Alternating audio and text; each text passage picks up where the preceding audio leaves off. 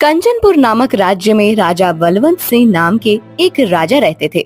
उनका एक पुत्र था जिसका नाम वीर प्रताप सिंह था। राजकुमार वीर प्रताप सिंह अपनी बुद्धिमानी के साथ साथ बहुत दयावान भी थे। वह हमेशा से ही अपने राज्य के लोगों के प्रति हमदर्दी रखते थे, परंतु उनके पिता को उनका ऐसा व्यवहार बिल्कुल भी अच्छा नहीं लगता था।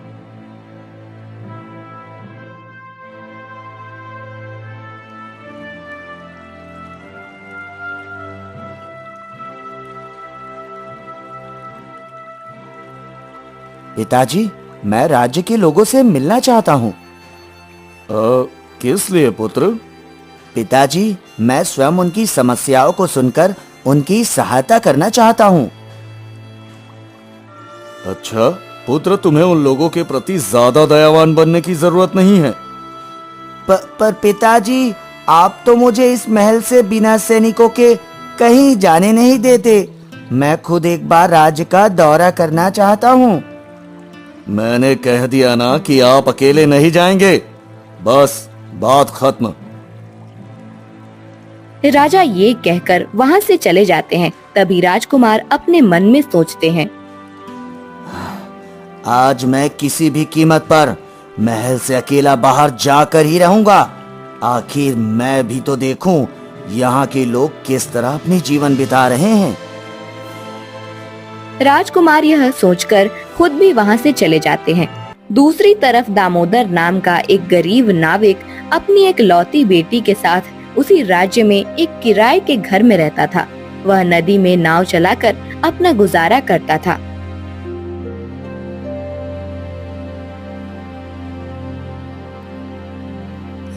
बेटी नंदिनी, मैं काम पर जा रहा हूँ। और सुनो, अगर मकान मालिक आए तो उनसे कहना मैं आज उन्हें उनका किराया दे दूंगा। हाँ ठीक है पिताजी, पर आप पैसों का इंतजाम कहाँ से करेंगे? बेटी, कहीं ना कहीं से तो इंतजाम हो ही जाएगा। दामोदर ये कहकर नदी किनारे जाता है और अपनी नाव को चलाते हुए सोचता है, मैंने नन्ही से तो कह दिया, मगर मैं अब पैसों का इंतजाम वाकई कहाँ से करूँगा। अभी दामोदर यह सोच ही रहा था कि तभी नदी में अचानक एक तूफान आ जाता है। भारी तूफान से दामोदर की नाव पलट जाती है और वह डूबकर मर जाता है।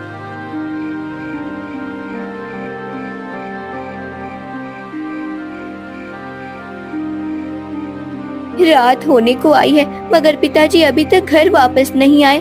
पता नहीं वह कहाँ रह गए। एक काम करती हूँ, मैं खुद ही उन्हें ढूंढने जाती हूँ।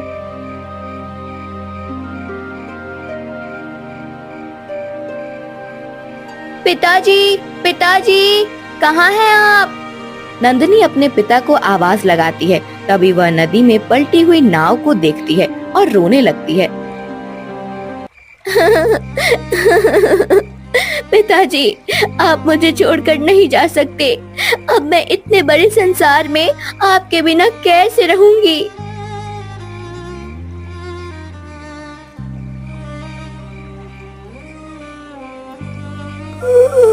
बेटी होने को कोई नहीं टाल सकता, यही भाग्य का लिखा था बेटी।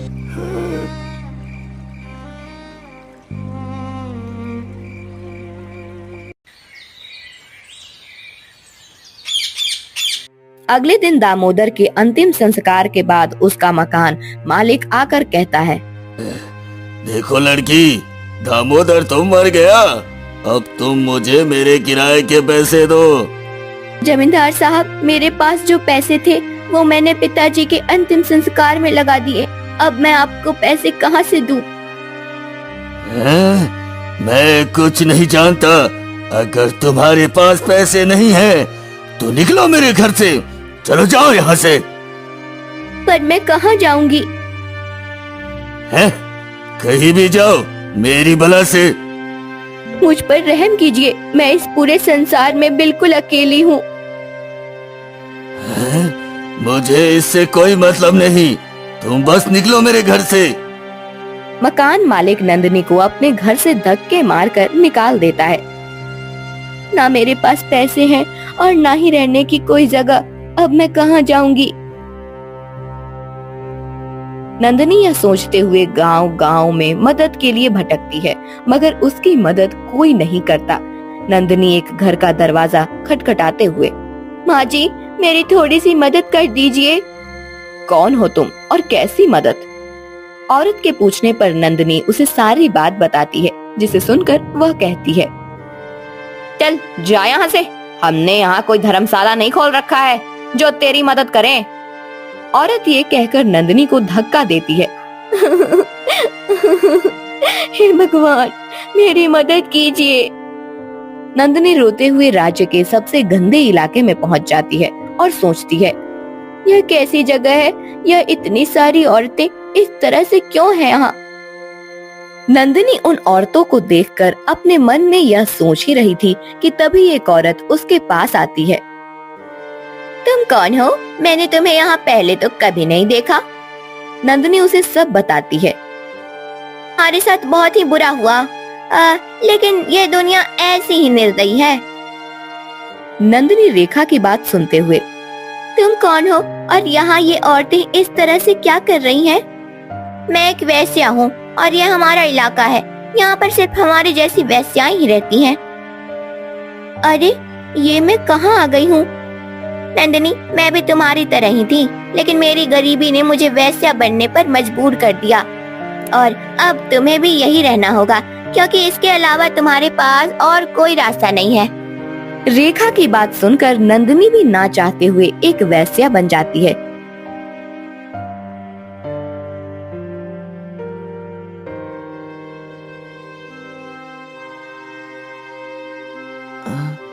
अगर मैं इस वस्त्र में गया तो लोग मुझे पहचान जाएंगे।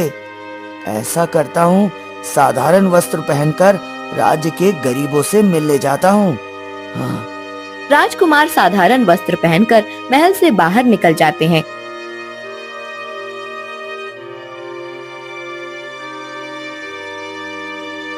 रेखा मैं नदी किनारे कपड़े धोने जा रही हूँ। ठीक है मगर जल्दी आना। नंदिनी यह कहकर नदी के किनारे आ जाती है, जहाँ वह देखती है।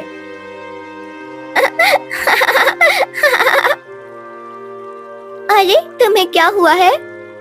मैं अपने बच्चों के साथ इस नदी में खेल रही थी, तभी कुछ निर्दयी लोगों ने मेरे बच्चों की जान ले ली और मुझे घायल करके भाग गए। ओह सुनकर बहुत अफसोस हुआ, लेकिन तुम चिंता मत करो, मैं तुम्हें यहाँ से ले चलती हूँ। नंदिनी उस हंसनी को अपने साथ अपने कोठे पर ले जाती है और उसका ख्याल रखती है।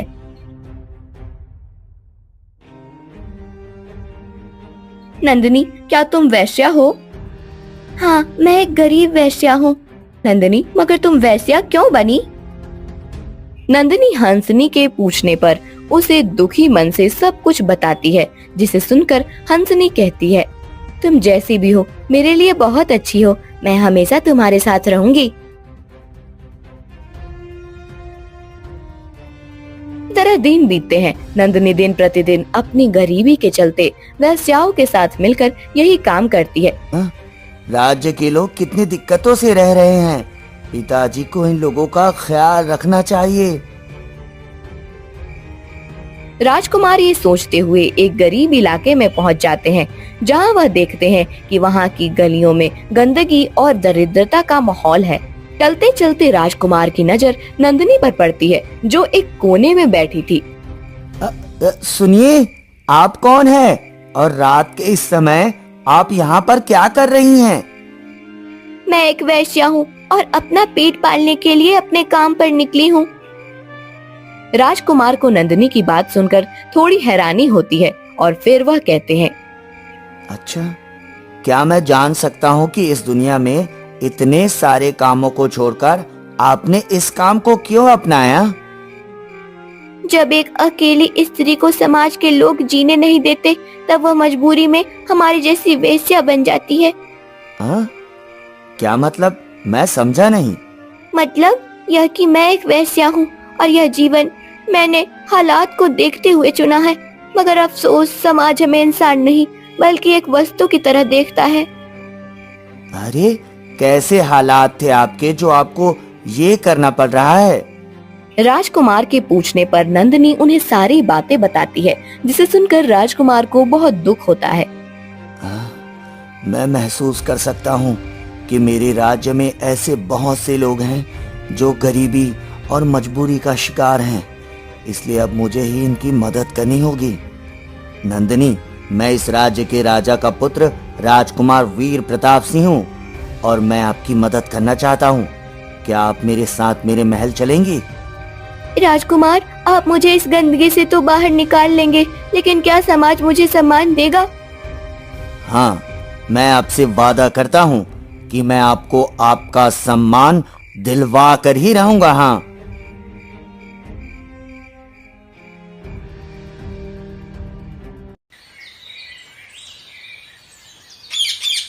इतना कहकर राजकुमार नंदिनी को महल ले आते हैं, जहाँ बागीचे में बैठे राजा राजकुमार से कहते हैं, पुत्र, तुम इस वैश्या को हमारे महल में क्यों लेकर आए हो?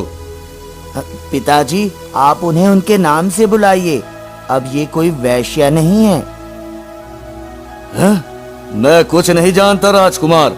आप जहाँ से इस वैश्या को लेकर आए हैं, इसे तुरंत वही छोड़कर आइए। नहीं पिताजी, अब मैं ऐसा नहीं कर सकता। मैं अपने वादे से पीछे नहीं हट सकता पिताजी। राजकुमार यह कहकर नंदिनी को महल के अंदर ले जाते हैं।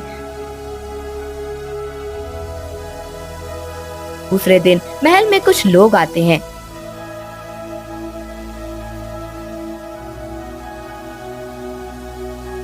हाँ, कहिए, क्या सेवा कर सकता हूँ मैं आप सबकी? महाराज, हम एक ऐसे राजा से कोई सेवा नहीं लेना चाहते जो हमारे समाज की परंपराओं का अपमान करे। अपमान। हाँ जी महाराज, भला बिना संबंध के महल में एक वैश्या को लाना बहुत ही शर्मनाक है। ये आप लोग कैसी बातें कर रहे हैं? वैश्या से पहले वो एक स्त्री है, स्त्री, और मैं एक स्त्री के लिए इस तरह की बातें बर्दाश्त नहीं करूंगा। हाँ। देखिए राजकुमार, आपकी इस हरकत से समाज में गलत असर पड़ेगा। हाँ। अच्छा महाशय, अगर कल को आपकी किसी हादसे में मृत्यु हो जाती है और आपकी पुत्री को भी इसी तरह ये समाज वैश्या बना दे, तो क्या आपको ये मंजूर होगा? नहीं ना। इसलिए हमें हर इंसान को एक मौका जरूर देना चाहिए खुद को साबित करने के लिए। राजकुमार की बात सुनकर हरिया और गांव वाले चुप हो जाते हैं। तभी नंदिनी आकर कहती है, राजकुमार, मैं जानती थी यह समाज मुझे स्वीकार नहीं करेगा, इसलिए मेरा यहाँ से चले जाना ही बेहतर है। नहीं नंदिनी, तुमने जो जीवन जिया है वो तुम्हारी मजबूरी थी। राजकुमार अभी नंदिनी से बात ही कर रहे थे कि तभी एक आदमी कहता है, राजकुमार, फिर भी ये गलत है। अरे महाशय, मैं कुछ गलत नहीं कर रहा। अगर आप लोग मेरी नजर से देखें तो किसी को एक सम्मानजनक जीवन देना उसके जीवन की एक नई शुरुआत कर सकती है। वही राजकुमार, फिर भी इस वैश्या को हम यहाँ हमारे बीच नहीं रहने देंगे। हाँ। अच्छा तो ठीक है, तो मैं आज अभी इसी समय नंदिनी से विवाह करूंगा। राजकुमार, ये आप क्या कह रहे हैं? जी पिताजी, मैं बिल्कुल सही कह रहा हूँ। मैं समझ गया हूँ ये लोग नंदिनी को चैन से जीने नहीं देंगे, इसलिए मैं ये विवाह तो करके ही रहूंगा। हाँ। फिर राजा और समाज के लोगों के लाखों विरोध के बावजूद राजकुमार पूरे सम्मान के साथ नंदिनी से विवाह कर लेते हैं।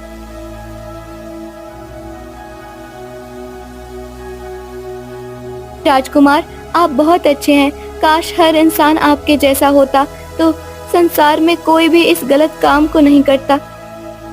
अभी तो बस शुरुआत है नंदिनी, आगे आगे देखती जाओ मैं क्या क्या करता हूँ। राजकुमार अपने राज्य में एक आश्रय स्थल खोलते हैं, जहाँ पर मजबूर और गरीब महिलाएं आकर शिक्षा प्राप्त कर सके और अपने जीवन को सुधार सके। राजकुमार के ऐसे अच्छे कार्यों को देखकर नंदिनी बहुत खुश होती है और राजकुमार से कहती है, राजकुमार, आपका साथ मेरे लिए किसी अनमोल तोहफे से कम नहीं है। नहीं नंदिनी, बल्कि मुझे लगता है कि आप मेरे जीवन की सुनहरी किरण हैं। अगर आप मुझे नहीं मिली होती तो शायद मैं कभी राज्य में बदलाव नहीं ला पाता। राजकुमार, आपने मुझे इस काबिल बनाया है कि अब मैं दूसरों की भी मदद कर सकती हूँ और मैं इसके लिए तैयार हूँ। राजकुमार की मदद से नंदिनी समाज में बदलाव लाने की धीरे धीरे कोशिश करती है। अभी एक दिन राजकुमार, मेरी मदद कीजिए राजकुमार। अरे हरिया, क्या हुआ हरिया? राजकुमार, मैं कुछ दिन पहले दूसरे गांव गया था। वहाँ कुछ डाकुओं ने हमसे हमारा सब कुछ छीनकर मुझे और मेरी पत्नी को खूब मारा, जिससे मेरी पत्नी की तुरंत मृत्यु हो गई और मैं उसी गांव में कुछ दिन बेहोश हो गया था। ओह, ये तो बहुत बुरा हुआ हरिया। बताओ, मैं तुम्हारी क्या मदद कर सकता हूँ? राजकुमार, आज मुझे जैसे ही होश आया तो मैं अपने घर गया, लेकिन वहां मेरी बेटी मुझे नहीं मिली। लोगों का कहना है कि वो एक वेश्या बन गई है। अब मैं उसे कहाँ ढूंढूं राजकुमार? आप परेशान मत हो काका, हम आपकी मदद जरूर करेंगे। अभी वो सभी आपस में बातें ही कर रहे थे कि तभी वहाँ हरिया की बेटी सुनैना अचानक आती है और हरिया को बिना देखे नंदिनी से कहती है, कुमारी नंदिनी, जो काम आपने मुझे दिया था वो सारा काम मैंने कर दिया है और जिन औरतों के पास रहने की जगह नहीं थी उन्हें मैंने आश्रय में ठहरा दिया है। सुनैना नंदिनी को अपने किए हुए काम की सारी जानकारी दे रही थी। तभी हरिया उसे देखकर कहता है, सुनैना, तुम यहाँ हो? पुत्री, मैंने तुम्हें कहाँ कहाँ नहीं ढूंढा। तुम कहाँ चली गई थी बेटी? पिताजी, आप कहाँ थे? मैंने आपको कितना ढूंढा। सुनैना के पूछने पर हरिया उसे सब कुछ बताता है और फिर कहता है, सुनैना, तुम घर में क्यों नहीं थी? कहाँ चली गई थी बेटी? पिताजी, जब आप लोग नहीं मिले तो गांव के लोगों ने मुझे बेसहारा देखकर गांव से बाहर निकाल दिया था और फिर मैं बेबस होकर एक वेश्या बनने पर मजबूर हो गई थी। लेकिन सुनैना ये कहकर चुप हो जाती है। तभी हरिया कहता है, लेकिन क्या सुनैना? जब लोगों ने मुझे उस गंदे इलाके में जाने पर मजबूर किया तब मुझे राजकुमारी नंदिनी ने सहारा दिया। इन्होंने ही मुझे अपने पास रखा और एक सम्मान का जीवन दिया। तब से मैं इन्हीं के पास रहती हूँ। सुनैना की बात सुनकर उसका पिता हरिया रोते हुए नंदिनी से कहता है, बेटी नंदिनी, मुझे माफ कर दो। आज मुझे अपने किए पर बहुत पछतावा हो रहा है बेटी, मुझे माफ कर दो। कोई बात नहीं काका। राजकुमार ने उस दिन सही कहा था। अगर हमारी बेटियों के साथ ऐसा हो तो हमें कैसा लगेगा। आज मुझे उस दर्द का एहसास हुआ, इसलिए आज मैं अपने कहे हर शब्द पर शर्मिंदा हूँ बेटी। हो सके तो आप दोनों मुझे माफ कर देना। हरिया ये कहकर अपनी बेटी सुनैना के साथ वहाँ से चला जाता है। राजकुमार, आपका बहुत बहुत धन्यवाद। आज मैं जो कुछ भी हूँ सिर्फ और सिर्फ आपकी वजह से हूँ। नहीं नंदिनी, मैंने तुम्हारी मदद इसलिए की क्योंकि मैं तुम्हारे जरिए इस समाज की सोच बदलना चाहता था, और इसलिए धन्यवाद की हर बार हकदार तुम ही होगी। तुम्हारा एक बार फिर से धन्यवाद कि तुम मेरे जीवन में सूरज की किरण बनकर आई। इतने में राजा वहाँ आ जाते हैं और मुस्कुराते हुए उन दोनों से कहते हैं, हाँ, आज मैं तुम दोनों से बहुत खुश हूँ। तुम दोनों ने वाकई में साबित कर दिया कि अगर किसी चीज को बदलना चाहो तो वह जरूर बदलेगी। तुम दोनों ने महिलाओं को सशक्त बनाने के लिए जो भी किया है वो सच में काबिले तारीफ है। वाह।